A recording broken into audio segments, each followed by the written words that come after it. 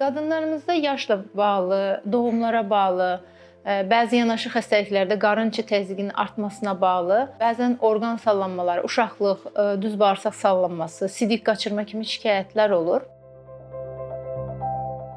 Bunun üçün də vaxtında həkimə müraciət etmək lazımdır. Çünki sidik qaçırmalara bir şəkildə dayanmaq doğru deyil. Sidik hissəsinin içərisində rezidu sidik qalır və bu da sonradan daha təhlükəli xəstəliklərə belə gətirib çıxarda bilər. Yəni zamanında sidik qaçırma əməliyyatı, orqan sallanmaları problemi aradan qaldırılmalıdır.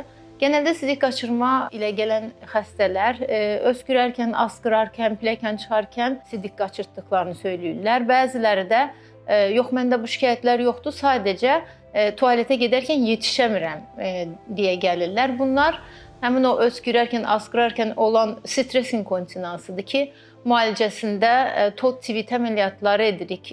Çox qısa bir əməliyyatdır. Sonradan o problemli həyatları aradan qalxmış olur. Uşaqlıq düz bağırsaq sallanması da, eyni zamanda sidik hissəsi sallanması da əməliyyatlar olaraq, müdaxilələr olaraq çox qısa bir zamanda o problemlər aradan qaldırıla bilir. Mütləq qaldırılmalıdır, yoxsa get-gedə durumun daha da ağır olmasına səbəb ola bilər.